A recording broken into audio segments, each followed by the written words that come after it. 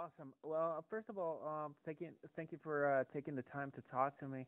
I'm really happy that you seem to be recovering well from the health issues that you had at the beginning of the year. I was wondering if you could Yeah. sort of update your fans on your health status, just to set them at ease, sort of thing. Yeah, I'm, what would you call that? There's a good expression in Swedish, which is like I'm rudely fine. Like I'm almost more fine than I deserve after what I went through. Um, it was 4 months in the hospital with flesh-eating bacteria and a big hole in my lower back. Yeah. That took quite some time to heal up because actually the spine was exposed, so you could actually see the spine through the hole, which is like bizarre. And it's I I initially was very naive and I asked among the first things I asked when I woke up after surgery, after they removed the infection, was whether I could make the American tour that I had planned with Transatlantic. And the doctors were like, "Well, let's take it one step at a time." And fast forward 4 months until I'm finally getting out of hospital and I can't walk 5 steps of the stairs, without having to stop and catch my breath. I can hardly lift my legs high enough for the next step. That's when you realize how totally, how to what extent I did not understand what serious affliction I'd been going through, what I had waiting for me during the next 4 months. Right, when I presume you were recording the album that we're going to talk about eventually, Falling Home. Was that before, during, or after the surgery? I was before, and that was also like an annoying thing, that once I actually, got well enough so I could start working, because when I got home, I couldn't sit at a computer. I could basically only stand up and lie on the side for quite some time, even after the 4 months. Yeah. But once I could sit down for shorter stretches, I realized that I had 2 hours of work left on the album. So it was like you sort of like you wanted to just rewind and do those 2 hours of work before getting into hospital. Yeah. That's life. You never know what's going to happen. So it was almost totally done already. And what had kept us waiting at that point was that the initial idea was to record Falling Home as just a live show. Yeah. And just have someone mix it and put it out there while we started working on a new album. The recording went to crap. Something failed during the recording, and when you do a show, you just do it once, and that's it. So that was sort of fucked. And but by then, all of us, and maybe especially me and the band, are people that once we have started in the direction of something, we can't really, the thought is there, so you have to go through with it. Instead, we sort of we set up the rehearsing room to record the album, and we had sort of like a deadline window to be done with the album before a tour. We planned a tour for an acoustic tour for the album. Yeah. But for several different reasons, we missed the deadline. We had to make the tour without having the album out there. Right. And once that was done, we figured, all right, so we're recording one of the shows on DVD. We're filming one of the shows. Things were pretty late with the release. Why not pair the release with the DVD and have it like a box set release with the DVD and the CD. And then when that was almost done, I went into hospital, and I was in the hospital for 4 months. And I got out, and the album was basically done, and everything was so delayed by this point. And the DVD still had, because when I was sick, we missed the window of opportunity for the company that was supposed to do the menus and the authoring of the DVD. So we had to start from scratch with that, and we were still waiting for getting legal rights to have some of the cover songs on there. So in the end, we just opted for releasing the album without the DVD and have the DVD released next year instead. So people would not have to wait yet another year for the Falling Home combo set. Right, and so, they're going to have something to look forward to while they're waiting for the new album. Which exactly. They get more bonus stuff than even we expected from the start.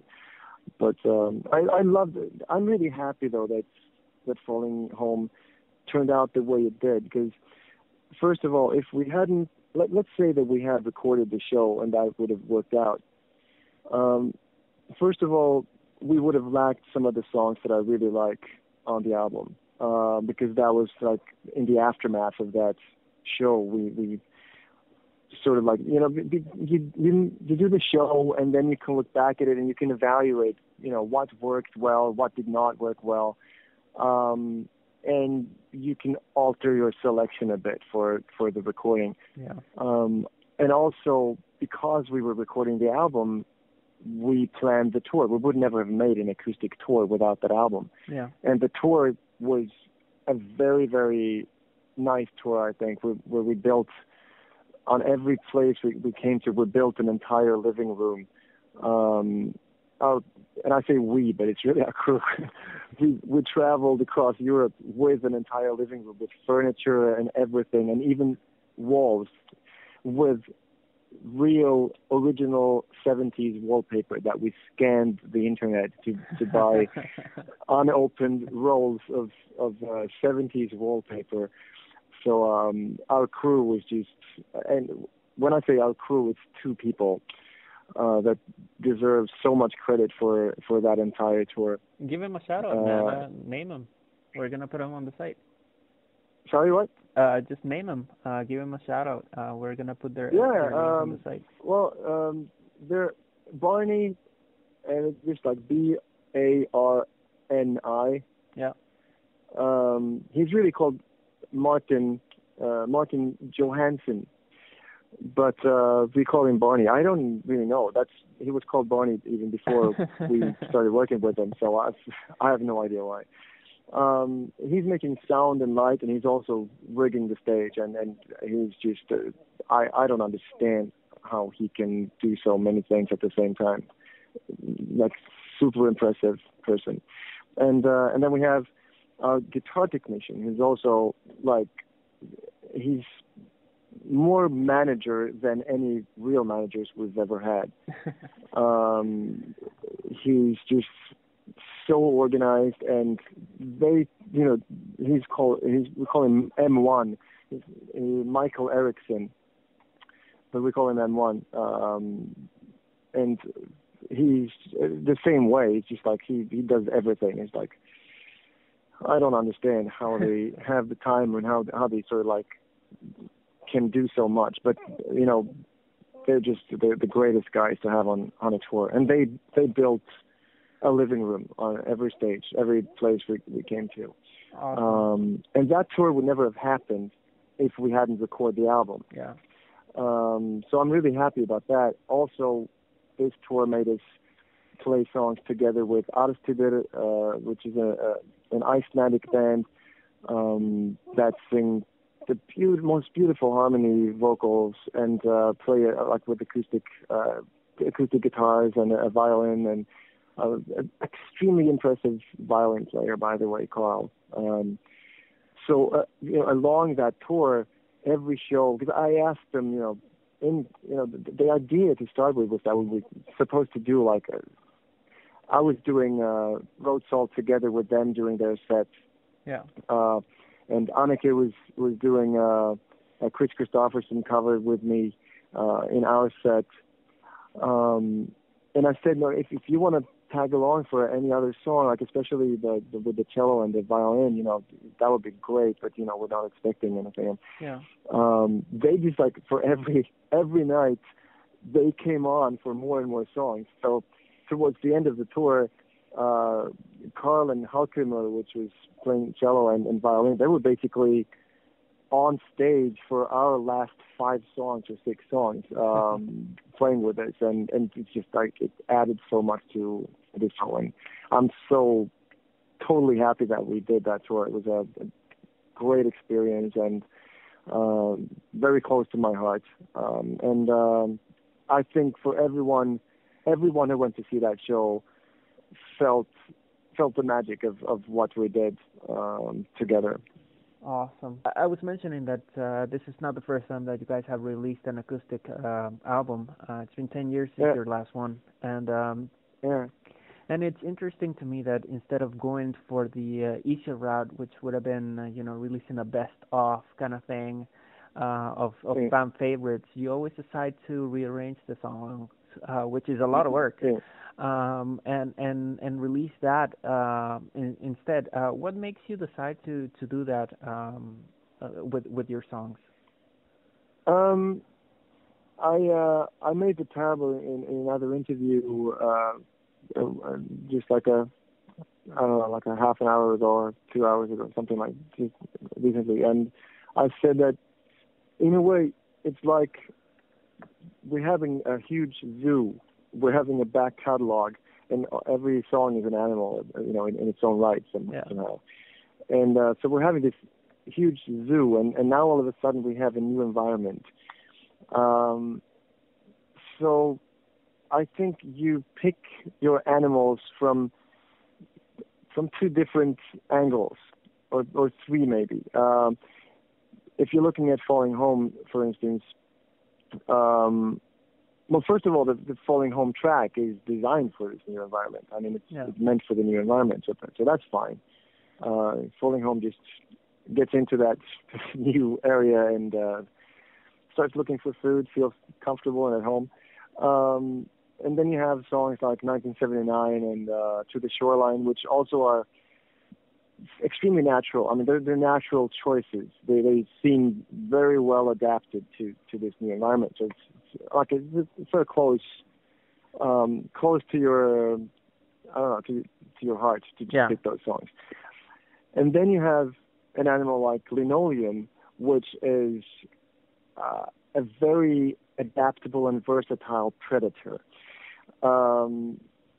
So that song, that animal is gonna do very well in basically any environment. It's like a human in that respect. Yeah. It will adapt to the most weird circumstances, and it will still feel intact and alive. And then you have the really odd choices, the animals that seem totally unfit for this new environment. And out of curiosity, you just have to reach into those cages, pick those animals, and go, I wonder what's going to happen now. And to me, those choices are always the most interesting ones. It's not that you want to kill the animal. It's just that you still have a large faith in that they will survive, but you want to see just how they do it, sort of. So Spitfall and Mrs. Mother Mary are animals like that, or songs like that. But they're just, in the back catalog of Pain of Salvation, they are probably 2 of the most unlikely songs that you'd expect to find on an acoustic album. So of course, out of curiosity and restlessness, I have to try that. In the end, I'm thoroughly driven by passion and curiosity, and if I leave that out, I'm just going to be very restless and bored. So I will have to pay heed and appreciate that curiosity and do something about it. Feed that curiosity in a way. Yeah. Well, Curiosity killed the cat, but also released a few albums. So Sorry? a curiosity killed the cat, you know that saying. Yeah. And but it also makes for great album releases. Yeah, you have to. I think what you have to think about is that some of the cats will survive, and they will be really hardened and really cool cats. Yeah, exactly. So Penis Salvation is a cool cat. Yeah. Well, we're talking about Falling Home, obviously, and aside from the decidedly prog nods to like 70s band like Genesis, Camel, yes, Falling Home has a decidedly jazz feel to it that I maybe didn't feel in previous albums, especially from the drums and the vocal harmonies, some bass parts, and even the choice of key-based instruments. What exactly drove you to take this approach for the album? Well, we've always been playing around with those things. The lineup right now is so ridiculously strong. We're 5 multi-instrumentalists, 5 singers, and five persons who are very adaptable to different music styles and music directions. And all of us have been driven by music since we were kids. I mean, all of us are sort of natural musicians, if you will. Yeah. And so it's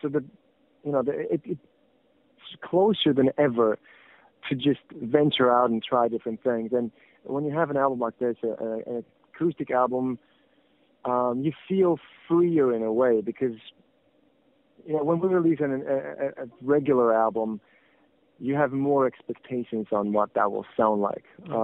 If you're making an acoustic album, it's sort of, you feel like the ceiling is a bit higher. I mean, you're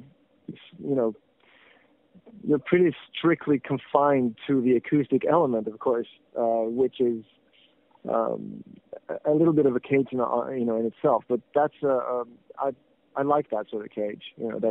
That's more like a dogma for what you're about to do. But within that dogma, you can feel much freer to just reach out and like, for instance, the Holy Diver version that we did and the Stress version of what we did. We've been playing along. I guess if you go back, even before the first album, we had a tradition in the band with the old lineup to, during rehearsals, we would occasionally just pick a song and play it at ultra speed, like ridiculously fast, which was always fun, especially if it's like a double bass drum song, that they could be like bizarre.